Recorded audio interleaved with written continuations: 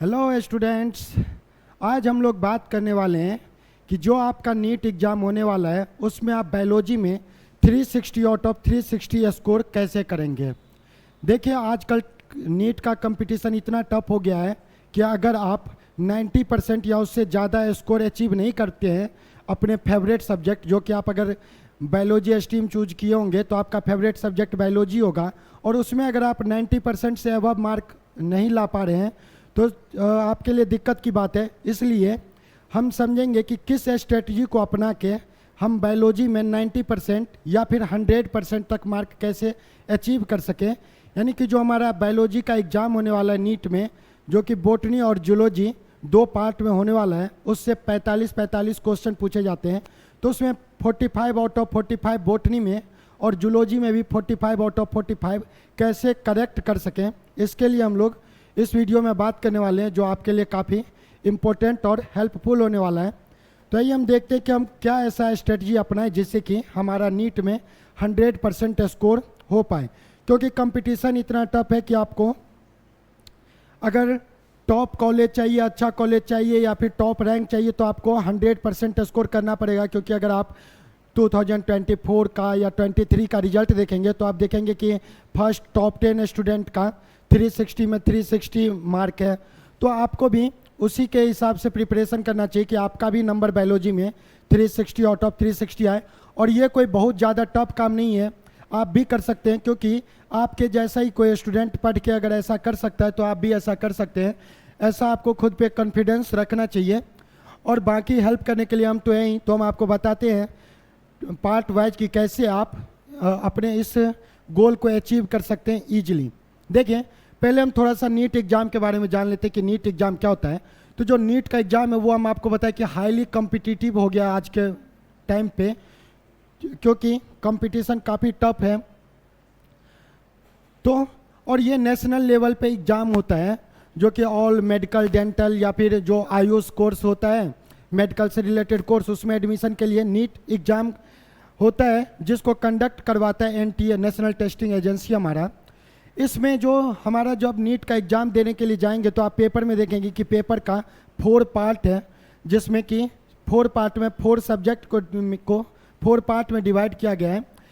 एक part physics, 1 part chemistry, और biology को 2 पार्ट में दिया गया, जूलॉजी और बॉटनी। और ये चारों सब्जेक्ट में 45 क्वेश्चन पूछे गए होते हैं। तो टोटल 180 क्वेश्चन आपसे पूछा जाएगा एग्जाम में, जिसमें से 90 क्वेश्चन बॉटनी और जूलॉजी को मिला के होते हैं, यानी कि बायोलॉजी के। जो हमारा ईच क्वेश्चन है वो 4 मार्क का होता है और निगेटिव मार्किंग होता है। इसमें -1 निगेटिव मार्किंग अगर आप गलत चूज करते तो, और अगर आप छोड़ देते हैं क्वेश्चन को तो आपको 0 मार्क मिलेगा। लेकिन हमारा एम है कि हमको 90 का 90 क्वेश्चन अटेम्प्ट करना है, एक भी क्वेश्चन छोड़ना नहीं है, सारा का सारा क्वेश्चन कंपलसरी होता है। क्योंकि और हमारा गोल भी यही है कि हम 90 आउट ऑफ 90 क्वेश्चन को सही करें और 360 आउट ऑफ 360 मार्क लेके आएँ। तो जो हमारा ओवरऑल कंप्लीट पेपर है उसमें 180 क्वेश्चन रहेंगे, और वो टोटल 180 इंटू 4 तो 720 मार्क्स का होगा। यानी हमारा नेट टोटल मार्क जो है वो है एग्जाम का 720, जिसमें 360 बायोलॉजी का, 180 फिजिक्स और 180 केमिस्ट्री का है। बायोलॉजी सेक्शन का आपको हम बताएं कि 2 पार्ट में डिवाइड रहेगा, बॉटनी और जूलॉजी में। और इस बॉटनी जूलॉजी से 45 क्वेश्चन आते हैं। अब हमारा जो मेन बात है वो ये है कि ये जो बॉटनी और जूलॉजी का क्वेश्चन आता है वो कहाँ से आता है, किस टॉपिक से ज़्यादा आता है, किस चैप्टर पे आपको ज़्यादा फोकस करना चाहिए, हम लोग इसके बारे में बात करेंगे। तो देखिए, हमारा जो टोटल 31 चैप्टर है बायोलॉजी का, जो नया सिलेबस रिवाइज होकर हमारे पास 31 चैप्टर है बायोलॉजी में, उसी को मिला के बॉटनी और जूलॉजी है। इसमें हम लोग उस एक तो कंप्लीट बायोलॉजी को 2 पार्ट में डिवाइड किया गया है, बॉटनी और जूलॉजी। हम इसको आपके सुविधा के लिए 3 और पार्ट में डिवाइड किए हैं। और ये 3 पार्ट है कि हम इस पूरे सब्जेक्ट को 3 पार्ट में डिवाइड किए हैं, ग्रीन जोन, येलो जोन और रेड जोन। इससे आपको पता चलेगा कि कौन सा टॉपिक हमारा ज़्यादा इंपॉर्टेंट है, कौन से चैप्टर पे हमको ज़्यादा ध्यान देना है और किस पे रिलेटिवली कम ध्यान दे सकते हैं। वैसे आपको तो पूरा कंप्लीट सिलेबस ही कवर करना है, बट रिलेटिवली आप जब रिवीजन के टाइम पे किसको ज़्यादा बार रिवाइज करने की ज़रूरत है, किसको ज़्यादा टाइम देने का ज़रूरत है, इसके लिए हम लोग पिछले 5 साल के क्वेश्चन पेपर का एनालिसिस करके आपके लिए एक सूटेबल प्लान लेके आए हैं। और हम इस सारे चैप्टर को, बॉटनी और जूलॉजी को, अलग अलग कितना नंबर ऑफ क्वेश्चन आया है उसके बेसिस पे उसका जितना परसेंटेज बनता है कि कितना परसेंट पेपर का इस टॉपिक से था, वो बात करने वाले हम यहाँ पे। तो देखिए, जो हमारा टोटल बॉटनी में जो लगभग 15 चैप्टर है, उसमें इकोलॉजी का पार्ट है, बायोडाइवर्सिटी एंड कंजर्वेशन, उसका 2 क्वेश्चन आता है। जो हमारे पास एनाटॉमी ऑफ फ्लावरिंग प्लांट है, उससे 3 क्वेश्चन आएगा। Cell the unit of life, जो एनसीईआरटी का 11th का चैप्टर नंबर 8 है, उससे 2 क्वेश्चन आता है। रिस्पायरेशन इन प्लांट फिजियोलॉजी का पार्ट है, इससे 2 क्वेश्चन आता है। तो ये आप देखेंगे कि किस किस चैप्टर से कितना कितना क्वेश्चन आया, वो इस टेबल में पूरे क्लियरली लिखा हुआ है। आप इसको एक बार आराम से वीडियो को पॉज करके देख सकते हैं। हमारा मेन फोकस है उस पर जो पार्ट हमारा ग्रीन है, जिससे क्वेश्चन आने के चांस बहुत ज़्यादा होते हैं। हम आपको वो टॉपिक बताने वाले हैं, उस पर ज़्यादा एम्फेसाइज करना है आपको भी। तो ये जो पार्ट है ग्रीन वाला, ये हमारा सबसे पहले है cell cycle and cell division. देखिए, cell cycle and cell division बहुत छोटा सा चैप्टर है, एनसीईआरटी का यूनिट 3 का 10th चैप्टर है। बहुत छोटा चैप्टर है, बट उससे क्वेश्चन आने के चांस बहुत ज़्यादा रहते हैं। देखिए आप, ग्रीन जोन में ये हमारा 9% बॉटनी के पेपर का 9% क्वेश्चन सिर्फ और सिर्फ इसी चैप्टर से आया था। उसके बाद जो हमारा मोलेकुलर बेसिस ऑफ इनहेरिटेंस है, जेनेटिक्स का टॉपिक, उससे 6 क्वेश्चन आया था, इससे 4 क्वेश्चन, इससे 6 question. Principal of inheritance and variation, ये भी जेनेटिक्स का ही टॉपिक है, इससे 5 क्वेश्चन। तो ये तीनों जो हमारा ग्रीन जोन वाला टॉपिक है, इस पे तो आपको बहुत ज़्यादा फोकस करना है जब आप प्रिपरेशन कर रहे होंगे। जब आपको लगता होगा कि अभी हम बायोलॉजी को टाइम दे, तो ज़्यादा टाइम कौन से चैप्टर पे दें, ज़्यादा रिवीजन के लिए किसको रखें। तो ये तीनों जो हमारा ग्रीन जोन वाला बॉटनी का टॉपिक है, cell cycle, cell division, molecular basis of inheritance और principle of inheritance and variation, 2 chapter of course हमारा जेनेटिक्स का है और एक cell cycle and cell division का है। बहुत इंपॉर्टेंट है, तो आपको इस तीनों पे ज़्यादा फोकस करना है। उसके बाद हम थोड़ा सा येलो जोन के बारे में बात कर लें। येलो जोन में देखिए आप, एनाटोमी से आता है बहुत सारा क्वेश्चन। उसके बाद जो हमारा मॉर्फोलॉजी ऑफ फ्लावरिंग प्लांट है और प्लांट ग्रोथ एंड डेवलपमेंट है, इस 3 चैप्टर से जनरली ज़्यादा क्वेश्चन, बट जेनेटिक्स के रिलेटिवली तो कम ही, लेकिन इस तीनों टॉपिक से भी मोर और लेस आप मान सकते हैं कि अच्छे नंबर में क्वेश्चन आते हैं, क्योंकि ये आपके पूरे पेपर का लगभग 6% है। तो अगर आपका ग्रीन जोन पूरे कंप्लीट तरह से आपको लगता है कि हमारा ग्रीन जोन पे तो अब हो गया है कंप्लीट, जो भी हमारा तैयारी करना था इस पे, तो उसके बाद आप शिफ्ट हो सकते हैं अपने येलो जोन पे। और येलो जोन के बाद रिलेटिवली लेस टाइम दे सकते हैं आप किस पे, जो आपके रेड जोन में जो टॉपिक आता है, जैसे द लिविंग वर्ल्ड हो गया, उससे किसी ईयर क्वेश्चन आता है, किसी ईयर क्वेश्चन नहीं आता है। और ये हम आपको पूरे 5 ईयर, लेटेस्ट 5 ईयर जो अभी 2019 टू 2024 का जो हमारा पेपर था, उसका एनालिसिस, कंप्लीट एनालिसिस करके आपको बता रहे हम ये डेटा। तो ये हमारे पास बॉटनी का पार्ट हो गया, जिसमें आपको मोर एम्फसाइजेशन करना है, ज़्यादा वैल्यू देना है जेनेटिक्स वाले पार्ट को। और अब हम आते हैं अपने जूलॉजी वाले टॉपिक पे। तो जूलॉजी में भी हमारा अप्रॉक्स 16 चैप्टर है। अगर आप बात करें ऐसे बॉटनी और जूलॉजी से, तो लगभग इक्वल क्वेश्चन आते हैं। बट बॉटनी वाले पार्ट में क्योंकि जेनेटिक्स और इकोलॉजी आ जाता है, इसलिए उससे 1-2 क्वेश्चन जूलॉजी के रिस्पेक्ट में ज़्यादा आ जाता है। तो आपको, अगर आपको इसमें कंपैरिजन करना हो कि बॉटनी और जूलॉजी में किससे ज़्यादा क्वेश्चन आता है, तो ऑफकोर्स बॉटनी से आता है। बट अपने को तो दोनों पे इक्वल ध्यान देना है, चाहे बॉटनी हो चाहे जूलॉजी, क्योंकि जनरली क्या होता है कि दोनों से 45 क्वेश्चन आते हैं। अब जो हमारा जूलॉजी का पार्ट है, इसमें भी हम इसको भी 3 पार्ट में डिवाइड करके रखे हैं, ग्रीन जोन, येलो जोन और रेड जोन। आपको एक बात देखिए, जो हमारा 11th जो हमारा बॉटनी वाला पार्ट था, उसमें ग्रीन जोन में सिर्फ 3 चैप्टर आया था, बट जूलॉजी वाले पार्ट में ग्रीन जोन से लगभग 4 चैप्टर हैं। और ये 4 चैप्टर में हमारा फर्स्ट चैप्टर है बायोमोलिक्यूल्स। और बायोमोलिक्यूल्स तो हमारा ऐसा बेसिक चैप्टर है जो अगर आप उसको नहीं पढ़े हैं तो आपको केमिस्ट्री में भी प्रॉब्लम हो जाएगा, केमिस्ट्री का भी 2-3 क्वेश्चन छूट जाएगा आपका। तो इसलिए आपको बायोमोलिक्यूल्स को तो सबसे पहले तैयार करना है। कभी भी अगर बायोलॉजी, वैसे भी आप देखिए अगर आपको बायोलॉजी पढ़ना हो, अगर हम एक और वीडियो बना देंगे जिसमें हम आपको बताएंगे कि एनसीईआरटी के चैप्टर के को किस सीक्वेंस में आपको पढ़ना चाहिए बेस्ट वे में। लेकिन अभी हम बस आपको इतना बता दें कि अगर आप किसी अच्छे कोचिंग में पढ़ रहे होंगे, अच्छे इंस्टीट्यूट में, तो आपको सबसे पहले बायोमोलिक्यूल्स ही पढ़ाया गया होगा, क्योंकि ये मोस्ट फंडामेंटल चैप्टर है। क्यों है मोस्ट फंडामेंटल चैप्टर, ये हम बाद में बात करेंगे किसी और वीडियो में, बट अभी हम आपको बता दे रहे हैं कि बायोमोलिक्यूल्स हमारे लिए ग्रीन जोन में है। 10% क्वेश्चन जूलॉजी के पार्ट का बायोमोलिक्यूल्स से आएगा। जो हमारा सेकंड है वो है रिप्रोडक्टिव हेल्थ। देखिए दो बहुत खतरनाक बात है कि जो हमारा cell cycle and cell division है 11th चैप्टर बोटनी का, उसका परसेंटेज छोटा चैप्टर है बट रिलेटिवली उसका परसेंटेज ज़्यादा, वो ग्रीन जोन में है।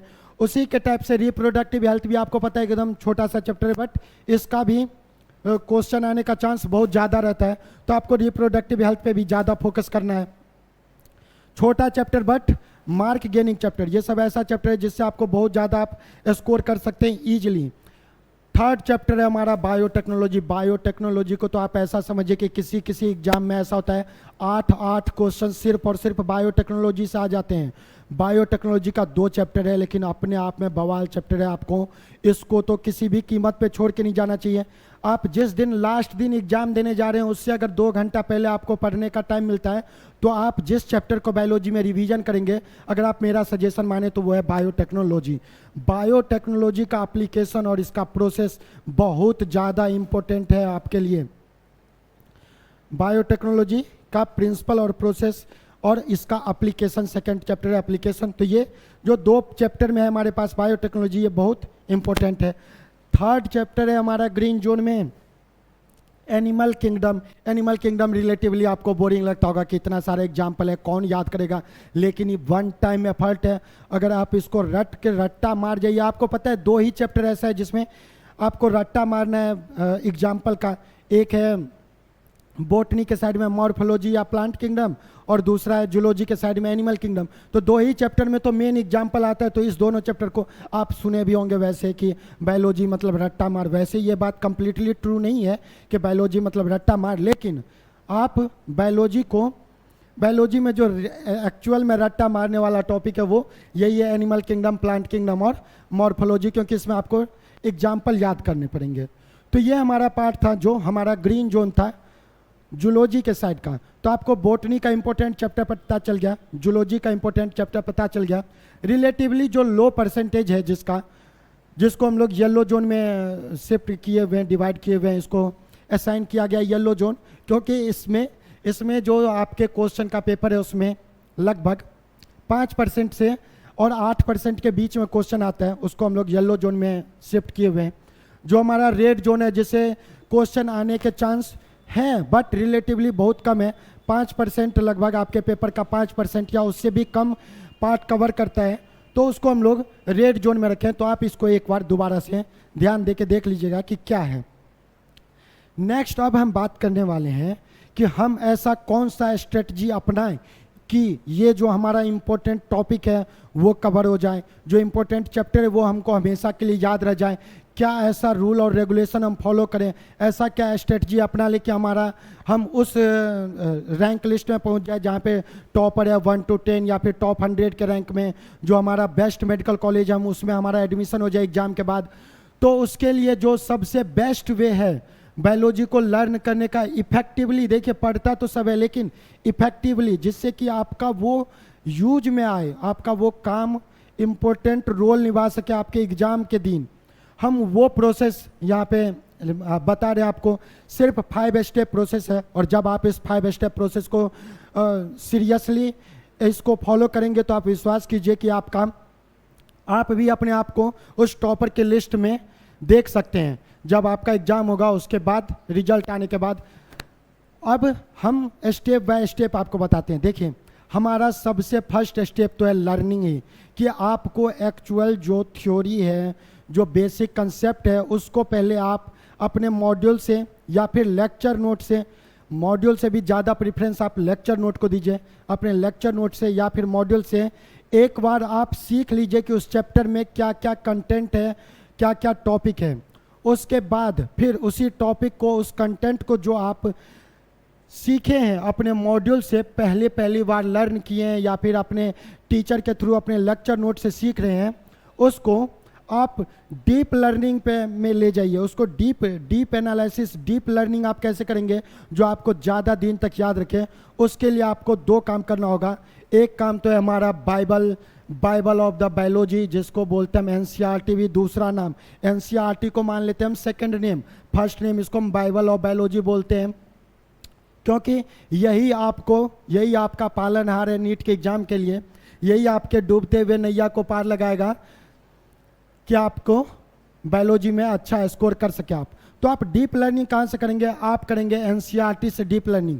भले तो हम ये बोल रहे थे आपको कि जो एनसीईआरटी सॉल्व करेंगे उसका पहले आप लेक्चर नोट पढ़ेंगे, फिर आप एनसीईआरटी पे आएंगे। एनसीईआरटी पढ़ने के बाद फर्स्ट काम आपको ये करना है कि जो आपका प्रीवियस ईयर का क्वेश्चन पेपर है, जो भी प्रीवियस ईयर का क्वेश्चन पेपर है उसको निश्चित सॉल्व करना है आपको। एक बार ही नहीं सॉल्व करना है, एक बार आप प्रीवियस ईयर क्वेश्चन को सॉल्व करेंगे, उसके बाद अगेन आप पहुंचेंगे अपने एनसीईआरटी पे, और एनसीईआरटी पे आप करेंगे हाईलाइट मार्किंग। आपको ये भी पता होना चाहिए ना कि कैसे मार्किंग करते हैं बायोलॉजी के। एनसीईआरटी को पता चला कि पूरा का पूरा बायोलॉजी रंगा पड़ा हुआ है, मार्कर हाईलाइट हो गया, सब कुछ हाईलाइट हो गया है। तो ये आप कैसे सेलेक्ट करेंगे कि किस चीज़ को हाईलाइट करना है, जो भी एनसीईआरटी में लिखा है उसमें क्या इंपॉर्टेंट है, ये आप डिसाइड करेंगे जब आप क्वेश्चन सॉल्व करेंगे PYQ।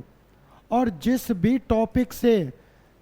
टॉपिक से जो क्वेश्चन पूछा गया रहता है एनसीईआरटी का, लाइन बाय लाइन उठ के आता है एग्जाम में, तो जिस टॉपिक से, जिस लाइन से क्वेश्चन आया हुआ है, आपको उस लाइन को हाईलाइट करना है और वहाँ पे रीजन लिखना है कि इससे रिलेटेड किस टाइप का क्वेश्चन पूछा जाता है। तो अगली बार आपको जब आप एनसीईआरटी पढ़ेंगे तो उसके साथ साथ आपका PYQ भी सॉल्व हो जाएगा, और जब आप PYQ कर रहे होंगे तो आपको माइंड में सेट कर जाएगा कि इस टाइप का ये क्वेश्चन जो है वो एनसीईआरटी में कहाँ से आया है। तो उसी तरह से लोग भी प्रिपेयर करते हैं, जो भी आज तक टॉप किया वो यही रूल अपनाए एनसीईआरटी को पढ़ने का, कि एक बार एनसीईआरटी को पढ़ा, उसके बाद प्रीवियस ईयर क्वेश्चन को सॉल्व किया, उससे आइडिया आ गया कि इसमें से किस पॉइंट से किस टाइप का क्वेश्चन बनता है, और फिर उस क्वेश्चन को दोबारा एनसीईआरटी में मार्क कर लिया, हाईलाइट कर लिया, उससे हमारा एनसीईआरटी भी प्रिपेयर हो जाएगा। जो हमारा थर्ड स्टेप है, स्टेप फर्स्ट सीधा direct learning from lecture note और जो आपका मॉड्यूल है इंस्टीट्यूट का, वो सेकेंड जो है आपका वो है NCERT and question solving. Third step है आपका revision through short notes. NCERT में जो भी आप हाईलाइट किए हैं, PYQ सॉल्व करके जो आप एनसीईआरटी में हाईलाइट किए हैं वो पढ़ना है आपको। जो आप शॉर्ट नोट बना रखे होंगे उसको फास्ट रिवीजन के लिए उसको यूज करना है। और एक चैप्टर का, जो भी चैप्टर है, जिस चैप्टर का जो पार्ट आपका वीक रह गया है उसको आप अलग से स्टिकी नोट बना के, बुक पे भी बना सकते हैं आप, अपने जहाँ पे पढ़ रहे हैं टेबल के सामने आप स्टिकी नोट लगा लीजिए। जब आप शॉर्ट नोट से रिवाइज कर रहे होंगे तो उस टाइम पे उस क्वेश्चन को सॉल्व कीजिए दोबारा, जो पार्ट आपका चैप्टर का वीक रह गया है। ये तो हो गया 3 स्टेप की आपको क्या क्या करना है पढ़ने के लिए, सीखने के लिए, तैयार करने के लिए। अब आपको पता कैसे चलेगा कि आपका ये पार्ट तैयार हो गया है, या अभी हम आपको बताएं कि कोई जो पार्ट वीक है उसी को ज़्यादा एम्फेसाइज करना है, तो आपको कैसे पता कि आपका कौन सा पार्ट वीक है? ये आपको पता चलेगा टेस्ट देने से। आपको रेगुलर टेस्ट देना है। देखिए, आप तैयारी कर रहे हैं एग्ज़ाम की, आपको जाके एग्ज़ाम में क्वेश्चन सॉल्व करना है, आपको उसी इन्वायरमेंट में, सेम इन्वायरमेंट में टेस्ट देना पड़ेगा। अगर आप बहुत बार टेस्ट दे चुके रहेंगे तो आपके लिए एग्ज़ाम सेंटर नया नहीं रहेगा, एग्ज़ाम का पैटर्न नया नहीं रहेगा, और एग्ज़ाम नया नहीं रहेगा तो आपका रिजल्ट ईजिली बहुत अच्छा आ जाएगा। तो आपको फोर्थ जो सबसे मोस्ट इम्पोर्टेंट स्टेप है वो यही है कि आपको रेगुलरली टेस्ट देना है।